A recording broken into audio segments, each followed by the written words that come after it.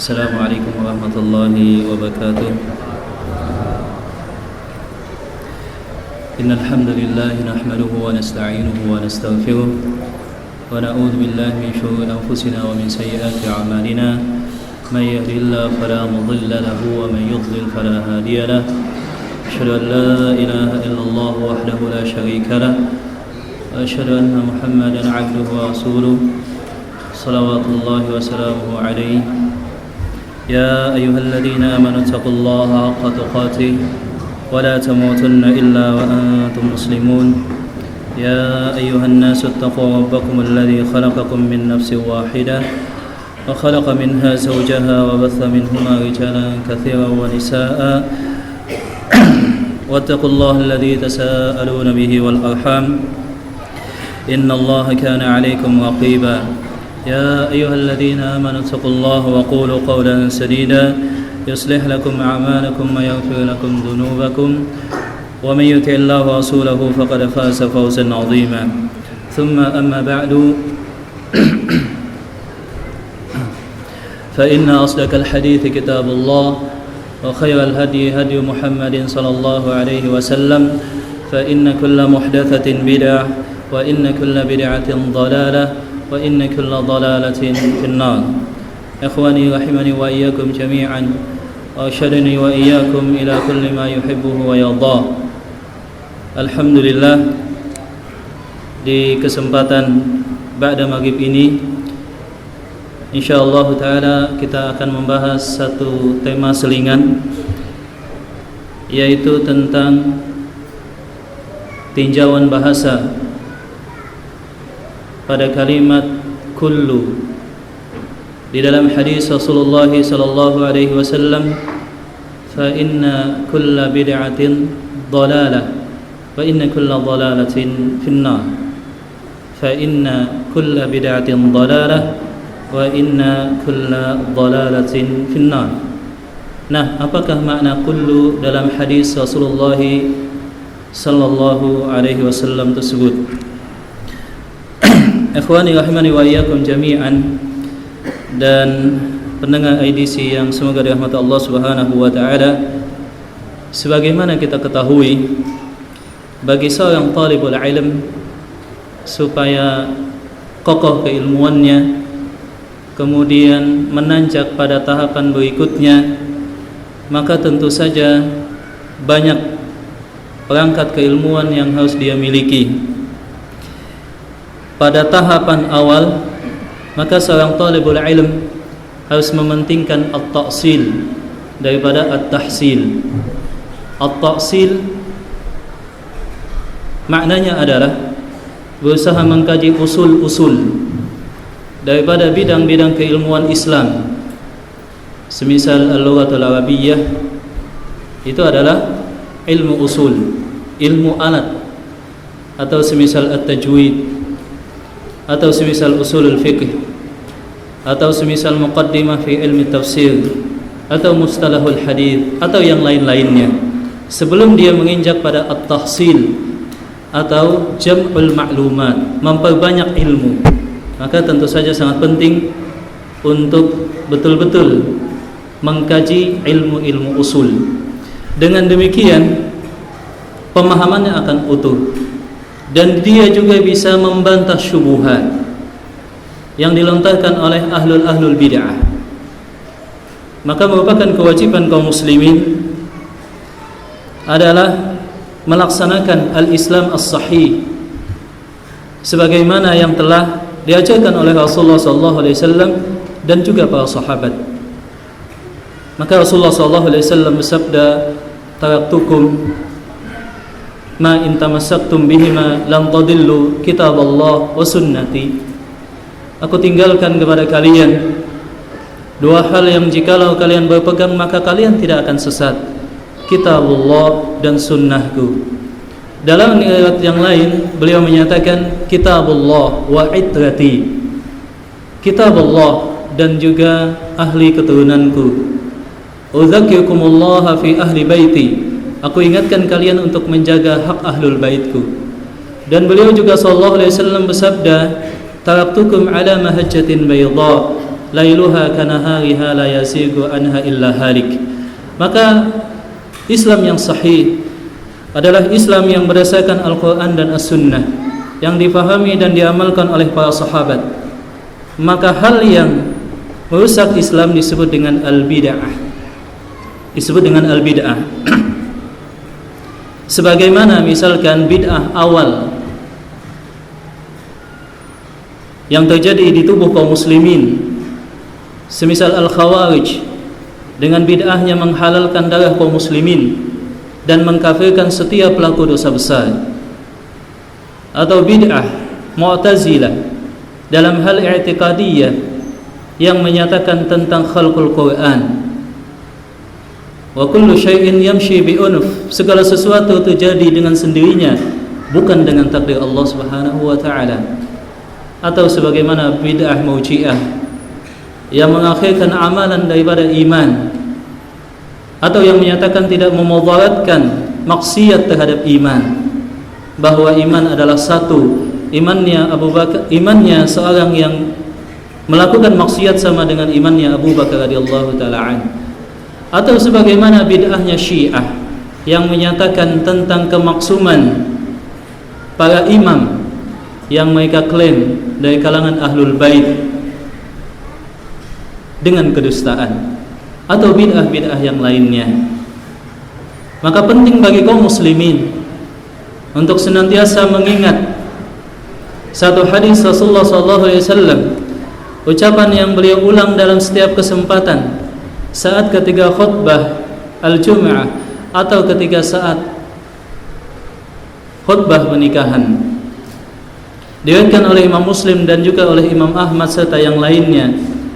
Beliau menyatakan, innal hamdalillah, sesungguhnya segala pujian hanya untuk Allah Subhanahu wa taala.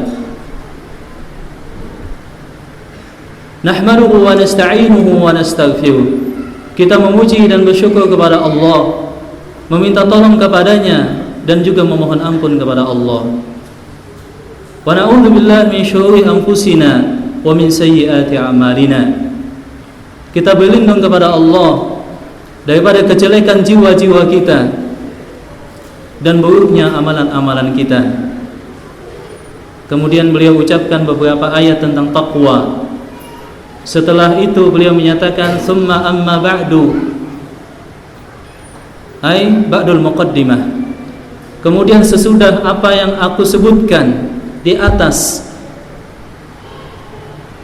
beliau katakan, fa inna kulla muhdatsatin bid'ah. Sesungguhnya setiap hal yang baru dalam syariat, baik i'tiqadiyah, baik itu amaliyah maupun yang lainnya, bid'ah. Wa inna kulla bid'atin dhalalah. Setiap bid'ah itu adalah sesat. Wa inna kulla dhalalatin finnar. Setiap sesat akan menjerumuskan pelakunya ke dalam neraka Allah Subhanahu wa taala. Nah, yang kita bahas adalah lafaz kullu. Ada banyak syubhat di sebagian orang ketika dia mendapatkan ilmu yang salah. Dikatakan bahwa kullu maknanya tidaklah semuanya. Kullu maknanya tidaklah semuanya. Maka kalimat dari ucapan Rasulullah sallallahu alaihi wasallam, fa inna kulla muhdatsatin bid'ah, maknanya adalah sesungguhnya sebagian hal yang baru dalam syariat itu bid'ah. Ya, dimaknai oleh sebagian tawaif ad-dhallah, golongan-golongan yang memperturutkan hawa nafsu sebagai sebagian. Jadi al-kullu di sana diterjemahkan dengan sebagian. Maka ini yang menjadi kajian singkat kita pada malam ini.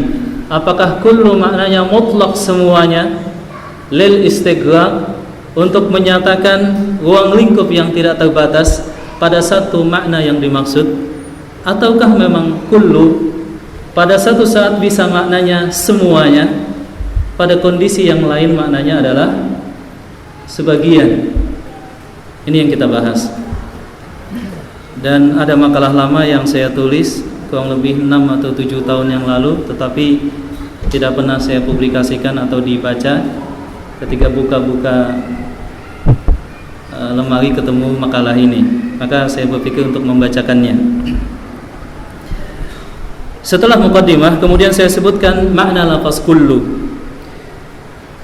Di dalam Al-Quran dan As-Sunnah, kita akan mendapatkan bahwa pengertian semuanya atau seluruhnya atau makna yang semisalnya ditegaskan melalui beberapa ungkapan kalimat. Yang pertama, menggunakan kalimat kullu. Contohnya adalah kullu nafsi dha'iqatul maut. Setiap yang mempunyai nyawa pasti akan merasakan kematian.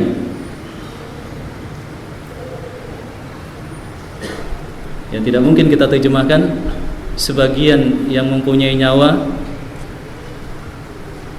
akan menemukan kematian. Ini contohnya. Atau dengan kalimat jami', al-jami', semuanya. Semisal firman Allah Subhanahu wa taala, "Innallaha yaghfiru dzunuba jami'a." Sesungguhnya Allah Subhanahu wa taala mengampunkan semua dosa. Jami'a. Kalimat al-jami' maknanya adalah semuanya, menunjukkan keseluruhan. Kemudian ini dalam surah Az-Zumar ayat ke-53. Contoh yang lain, ya, kalimat yang lain atau ditegaskan dengan kalimat kafah. Dengan kalimat kafah, atau bisa juga dengan isim nakirah yang diidhafahkan. Contoh kalimat kafah, Allah Subhanahu wa taala berfirman dalam surah At-Taubah ayat ke-36. At-Taubah ayat ke-36. Contoh seluruhnya ditunjukkan dengan kalimat kafatan. Wa qatilul musyrikina kaffatan kama yuqatilunakum kaffah. Dan perangilah kaum musyrikin semuanya, totalitas, sebagaimana mereka memerangi kalian semuanya. Jadi yang pertama dengan kalimat apa tadi? Kullu. Yang kedua dengan apa? Al-jami'. Yang ketiga dengan kalimat kafah. Wa usiltu ilan nasi kafah, kata Rasulullah. Aku diutus kepada semua manusia. Diutus kepada semua manusia. Atau uslub yang lain, ketiga, isim nakirah diidhafahkan. Allah Subhanahu wa taala berfirman, "La in asyrakta la yahbatanna 'amaluka wa la takunanna minal khasirin." Wahai Muhammad, seandainya engkau berbuat kesyirikan, la yahbatanna 'amaluka. Ini amal, tidak memakai alif lam ma'rifah, kemudian diidhafahkan kepada dhamir al-mukhatab, maka maknanya umum. Wahai Muhammad, seandainya engkau berbuat kesyirikan, maka semua amalmu akan terhapus pahalanya. Ketika isim nakirah diidhafahkan kepada isim yang lainnya. Yang keempat, uslub atau gaya bahasa menunjukkan keseluruhan atau semuanya ditunjukkan dengan alif lam. Biasanya ditunjukkan dengan alif lam yang disebut dengan alif lam al-istighraqiyah. Alif lam yang melingkupi semua. Misalkan kalimat alhamdulillahi rabbil alamin. Kita lihat pada kalimat alhamdu, itu ada alif lam. Walaupun ikhtilaf para ulama apakah alif lam lil ahad atau alif lam lil istighraq atau alif lam yang lainnya. Tetapi yang lebih rajih adalah bahwa di sana alif lam lil istighraq untuk menyatakan semuanya. Alhamdulillah rabbil alamin, semua pujian hanya untuk Allah Subhanahu wa taala. Kita ulangi ikhwan, ada berapa tadi lafaz atau uslub gaya bahasa dalam nas Al-Qur'an yang menunjukkan kalimat semuanya? Yang pertama tadi adalah kullu.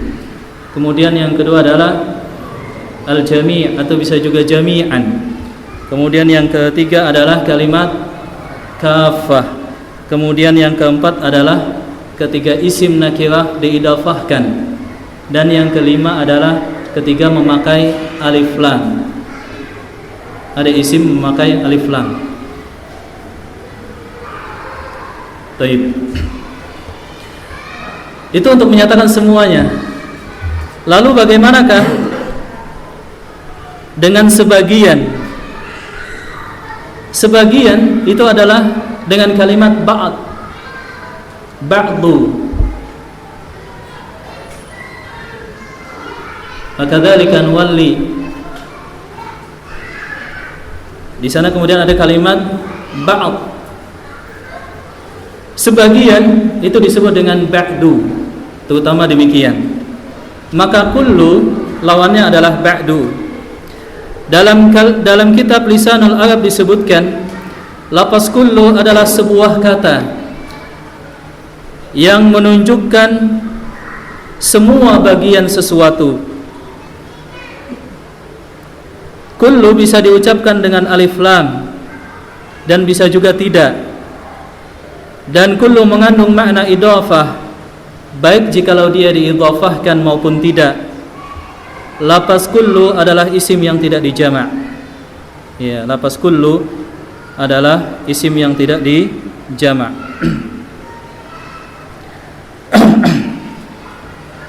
Di dalam Al-Qur'an, jamaah dirahmati Allah Subhanahu wa taala, ada 36 lebih ayat yang di dalamnya ada kalimat kullu.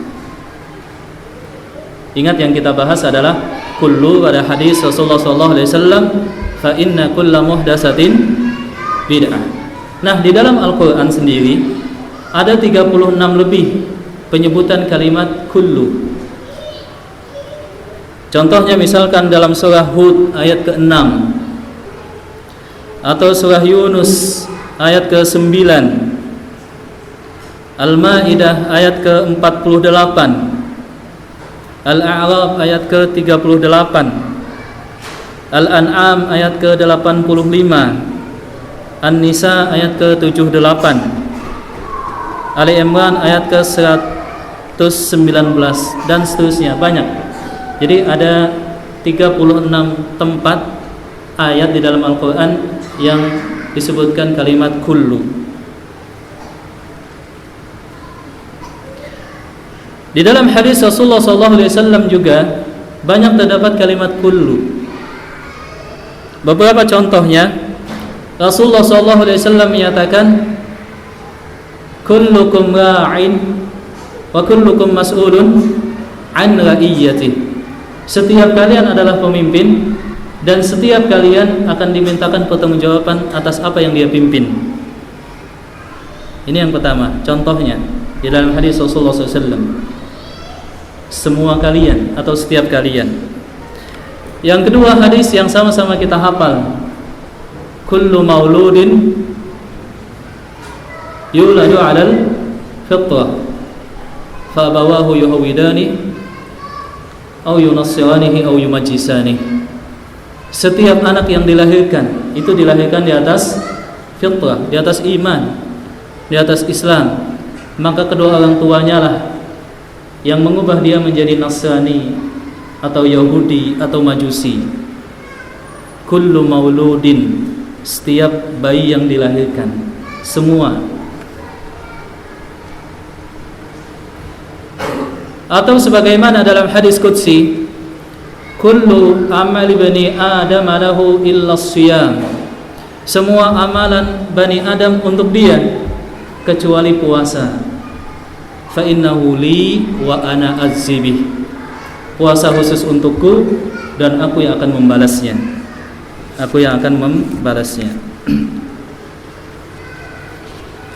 Nah, ikhwan, dari semua contoh ayat yang kita sebutkan kurang lebih terdapat di dalam Al-Quran 36 tempat, atau hadis Rasulullah SAW pada banyak hadis beliau, maka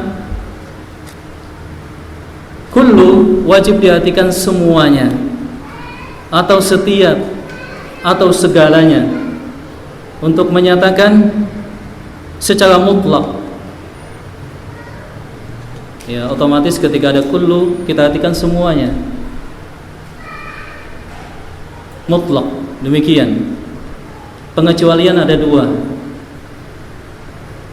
Yang pertama, jikalau setelah lafaz kullu ada istitsna. Jikalau setelah lafaz kullu ada pengecualian, penyebutan pengecualian. Semisal sabda Rasulullah sallallahu alaihi wasallam, kullu ummati yadkhuluna al-jannata illa man aba. Qila faman ya'ba ya Rasulullah? Qala man atani dakhala al-jannah wa man asani dakhala an-nar. Kullu ummati, semua umatku. Ingat, jangan diartikan sebagian. Kullu ummati, semua umatku, yadkhuluna al-jannah, akan masuk surga, illa, kecuali atau melainkan mereka yang enggan. Ditanyakan kepada Rasulullah, siapakah yang enggan masuk surga? Kata beliau, yang taat kepadaku masuk surga, yang maksiat akan masuk neraka. Jadi jikalau memang disebutkan pengecualian, apakah kullu, walaupun ada pengecualian, kita terjemahkan semuanya atau sebagian? Penterjemahan yang tepat, kullu ummati yadkhuluna al-jannata illa man aba, sebagian umatku masuk surga kecuali yang enggan. Salah atau betul, Pak? Salah. Yang betul adalah setiap atau semua umatku. Walaupun maksudnya setelah semuanya nanti ada yang dikecualikan, tapi tetap terjemahannya adalah semuanya, setiap. Yang kedua, jikalau pada susunan kalimat yang terdapat di dalamnya lafaz kullu ada qarinah, ada indikasi secara bahasa yang menyatakan bahwa kullu tidak mungkin diartikan mutlak semuanya, akan tetapi ada yang dikecualikan. Jadi makna kullu awalnya semuanya mengalami penyempitan, mengalami penyempitan.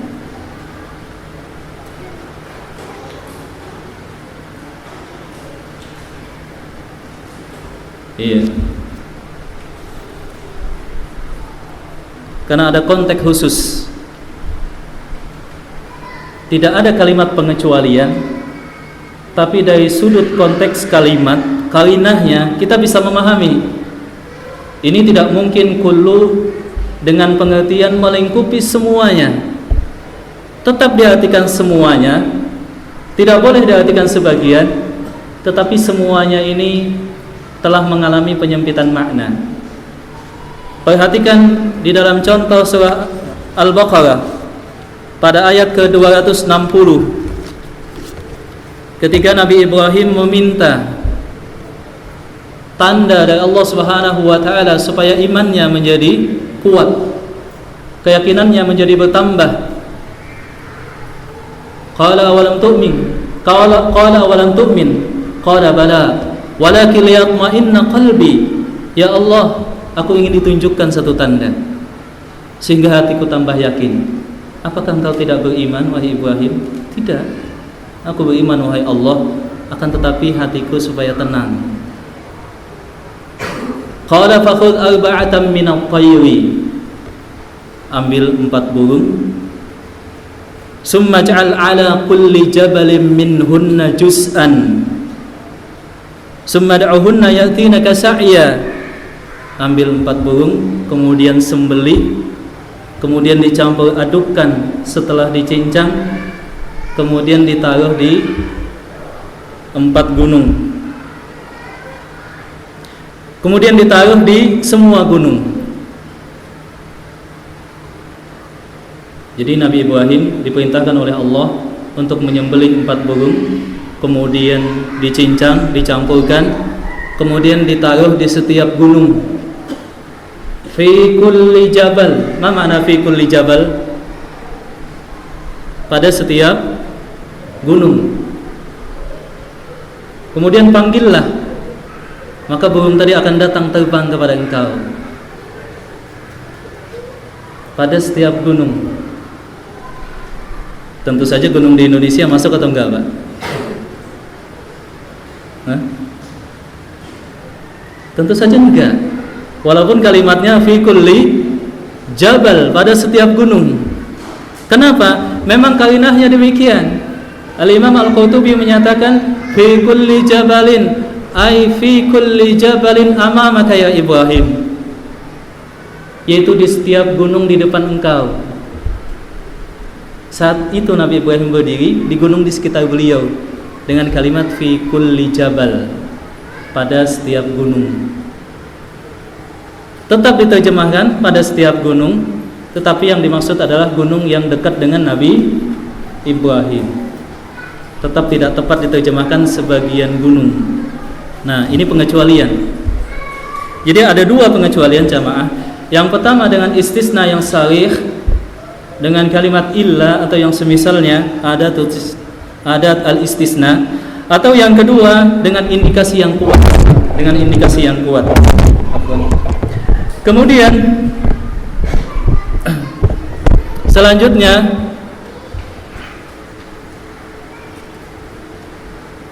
karena itulah Al-Imam Az-Zamakhsyari menyatakan ala jabal, yakni ala jabalin mimma haulaka ya Ibrahim, yaitu gunung di sekitar engkau yang engkau lihat. Atau yang lainnya semisal tudammiru kullu syai'in bi amri rabbiha, dalam surah Al-Ahqaf ayat ke-25, bahwa angin yang Allah Subhanahu wa taala kirimkan kepada kaum 'Ad itu membinasakan semua yang ada dengan izin Allah. Tudammiru kullu syai'in tudammiru kulla syai'in bi amri rabbiha. Angin yang sangat kencang tersebut menghancurkan setiap yang ada dengan izin Allah Subhanahu wa taala, dengan perintah Allah. Yang jadi garis bawah kita surah Al-Ahqaf ayat ke-25 ini adalah kulla syai'in. Angin tersebut menghancurkan semuanya. Tetap diartikan semuanya, tetapi telah mengalami penyempitan makna. Tentu saja semua yang berada di dekat kaum 'Ad, setiap harta benda mereka, tentu tidak terjadi di seluruh dunia. Seperti itu. Ini sudah kita bisa pahami. Maka ikhwan rahimani wa iyyakum jami'an, maka jelaslah kesimpulannya, kalau tidak ada pengecualian atau tidak ada qarinah yang kuat, maka kullu tetap pada makna asalnya, yaitu semuanya secara mutlak. Kalaulah kita kembali pada pokok bahasan kita, fa inna kulla muhdatsatin bid'ah wa inna kulla bid'atin dhalalah wa kulla dhalalatin finnar, maka jelas maknanya semuanya. Semuanya. Walaupun ada beberapa bagian yang dikecualikan, tetap terjemahnya semuanya. Enggak boleh disamakan dengan sebagian. Apa saja yang dikecualikan? Hal-hal yang sifatnya adat, yang menjadi kebiasaan manusia. Itu dikecualikan. Hal-hal yang sifatnya duniawi, hukum asalnya adalah mubah, dikeluarkan. Yang kedua, dikeluarkan daripada lafaz kullu muhdatsatin bid'ah maslahah mausalah. Satu maslahat yang datang belakangan ketika meninggalnya Rasulullah SAW. Jam'ul Quran, pengumpulan Al-Quran dalam satu mushaf. Maslahah mausalah tidak pernah dilakukan oleh Rasulullah SAW, tetapi hajat sangat mendesak, itu dikeluarkan dari arti semuanya dalam hadis kullu muhdatsatin bid'ah. Ya, seperti itu. Kalaulah dikeluarkan beberapa pengecualian dan itu harus jelas apa saja, maka kalimat fa inna kulla muhdatsatin bid'ah tetap diartikan semuanya. Tidak boleh diartikan sebagian, sebab itu akan menjadi rancu. Maka kalimatnya fa inna kulla muhdatsatin bid'ah wa inna kulla bid'atin dhalalah. Ya, kadang-kadang kan ada ucapan, oh tidak semua bid'ah itu sesat. Tidak semua kullu maknanya semuanya, ada kok kullu maknanya sebagian. Anda saja yang enggak belajar bahasa Arab. Nah, kalau sudah begitu diam juga. Kalau kita enggak pernah belajar bahasa Arab kan begitu. Kullu pada kalimat kullu muhdatsatin bid'ah tidaklah mungkin dimaknai sebagian. Dan tidak ada ulama yang menyatakan demikian. Karena beberapa alasan. Yang pertama, tidak adanya istisna atau pengecualian. Kemudian tidak ada juga konteks yang menyempitkan makna. Kita lihat juga tidak ada. Rasulullah SAW menyatakan dengan semangat pada setiap keadaan untuk supaya kaum muslimin berhati-hati, fa inna kulla muhdatsatin bid'ah. Penekanan yang menunjukkan semuanya. Kemudian hadis di atas selalu diulang oleh Rasulullah SAW, enggak pernah berubah lafaznya. Enggak pernah beliau menyatakan ayuhan nas fa inna ba'da muhdatsatin bid'ah wa inna ba'da bid'atin dhalalah wa inna ba'da dhalalatin finnar. Wahai manusia, ketahuilah sebagian hal yang baru dalam syariat itu adalah bid'ah. Sebagian bid'ah tercela dan sebagian bid'ah sesat dan sebagian sesat masuk neraka pelakunya. Enggak pernah demikian. Dan beliau adalah manusia yang sangat ingin manusia dapat hidayah. Beliau senantiasa menyampaikan hadis beliau dengan kalimat yang jelas dan tegas. Selanjutnya, pemahaman para sahabat. Tidak ada yang memahami kalimat fa inna kulla muhdatsatin bid'ah itu dengan kalimat sesungguhnya sebagian hal yang baru dalam syariat itu adalah bid'ah. Enggak ada. Yang ada bahkan dari asal salafus salih, para sahabat menyatakan ittabi'u wa la tabtadi'u faqad kufitum. Man za'ama anna man ibtada'a fid dini bid'atan hasanatan yaraha hasanah faqad za'ama anna Muhammadan khana risalah. Atau kalimat-kalimat yang lainnya. Ikutilah sunnah, jangan kalian berbuat bid'ah. Kalian telah dicukupi dalam masalah syariat, tidak perlu nambah-nambah. Yang siapa yang berbuat satu bid'ah dia anggap baik, sungguh dia telah menuduh Rasulullah SAW mengkhianati risalah. Dan sesungguhnya Islam telah sempurna. Ibnu Taimiyah berkata, sesungguhnya makna sabda Rasulullah SAW kullu bid'atin dhalalah sudahlah sangat tegas dan harus difahami dan diamalkan sesuai dengan makna asalnya, yaitu bersifat umum atau semuanya atau mutlak. Dalam Majmu' Fatawa Ibnu Taimiyah jilid ke-10 halaman ke-370. Atau anggaplah, kita katakan, kita terima kalau hadis Rasulullah kullu muhdatsatin bid'ah diartikan sebagian. Lalu apa patokannya sehingga kita tidak salah? Kullu ini maknanya sebagian, kullu ini maknanya semuanya. Apa standarnya? Standar bakunya apa? Gak bakalan ada, kecuali adalah hawa nafsu.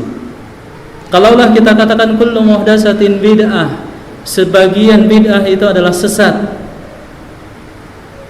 tidaklah mungkin kita katakan kullu nafsin dha'iqatul maut, sebagian jiwa akan mengalami kematian. Mustahil dikatakan demikian.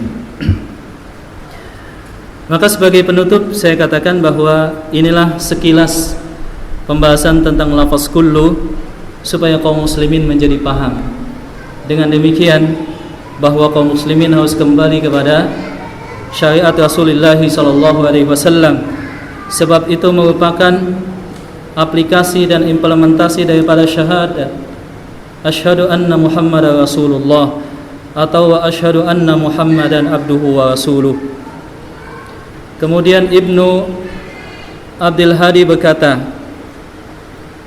ketika ada kaum muslimin belakangan yang memahami dan mengamalkan Al-Quran atau Sunnah, menyalahi pemahaman dan pengamalan salafus saleh, maka ini berarti menuduh generasi sebelum mereka tidak tahu tentang permasalahan tersebut, dan bahwa para salafus saleh telah salah, sedang dia dalam keadaan di atas al-haq dan berpahala, padahal dia datang belakangan. Imam Syafi'i berkata, diwajibkan atas setiap muslim yang ingin merujuk pada dalil syariat untuk tidak memahami Al-Quran dan As-Sunnah kecuali merujuk pada pemahaman dan pengamalan salafus saleh. Sesungguhnya pemahaman dan pengamalan mereka lebih benar dan lebih lurus dalam ilmu dan amal. Imam Ibnu Qayyim berkata, ketika ada orang-orang belakangan dari kaum muslimin menyelisih para sahabat dalam memahami dan mengamalkan Al-Quran dan As-Sunnah, maka hanya ada dua kemungkinan: mereka yang salah dan para sahabat yang betul, atau mereka yang betul dan para sahabat yang salah. Fa'tabiru ya ulil albab, maka hendaklah kita memikirkannya. Ini mungkin yang saya sempat tulis waktu itu, hanya tulisan singkat dan tidak sempat saya publikasikan. Intinya bahwa syubhat yang menyatakan lafaz kullu maknanya adalah sebagian, itu tertolak, baik dari sudut syariat maupun dari sudut bahasa maupun dari sudut akal sehat. Demikian. Wallahu taala alam bisawab. Ya, semoga saja antum mendapatkan faidah dari kajian ini, walaupun terkesan bahasannya ringan, tetapi sangat penting untuk kita pahami.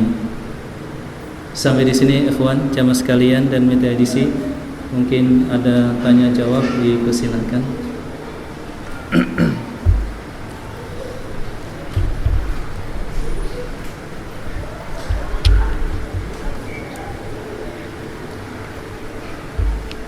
Iya, ikhwan silahkan.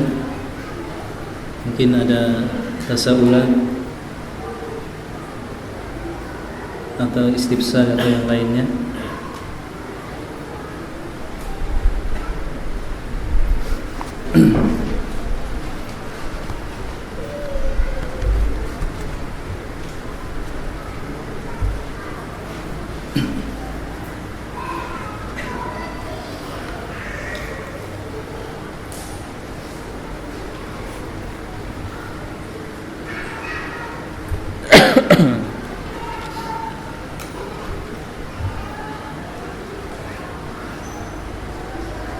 Pembahasannya sampai di mana ya kawan? Pembahasan sebelumnya membahas apa?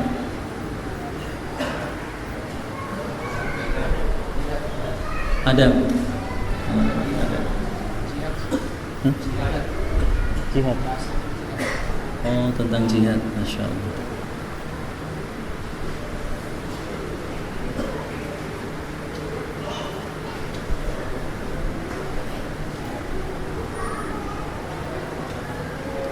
Baik, ikhwan silahkan. Kalau tidak ada pertanyaan, saya yang mengecek tadi apakah kita sudah memahami dan menghafal apa yang tadi telah kita sampaikan. Ya.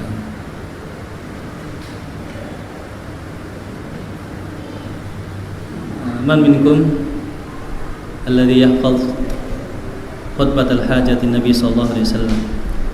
Adakah di antara jamaah di sini yang hafal khutbah hajatnya Rasulullah SAW yang terdapat di dalamnya kullu muhdatsatin bid'ah?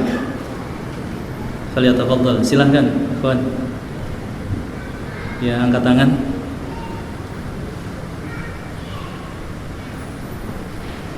Taif ya akhi.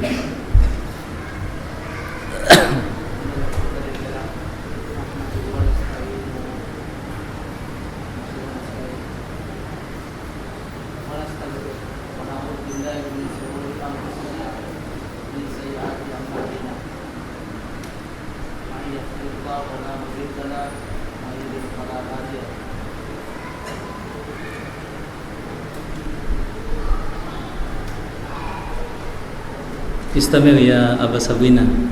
Lanjutkan.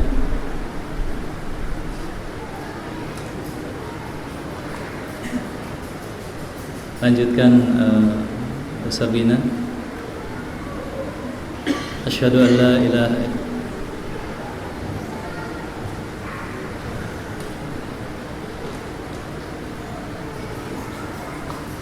Asyhadu an la ilaha illallah. Asyhadu anna Muhammadan abduhu wa rasuluh. Taib ya Auf, udhkur salasa ayatin fi kitabillahi ta'ala 'anil taqwa allati dzakaraha Rasulullah SAW fi khutbatihil hajat. Sudah ada. Ya, sudah masuk waktu Isya. Kita cukupkan sampai di sini. Subhanakallahumma wa bihamdika asyhadu an la ilaha illa anta astaghfiruka wa atubu ilaik. Wa akhiru da'wana alhamdulillahi rabbil alamin.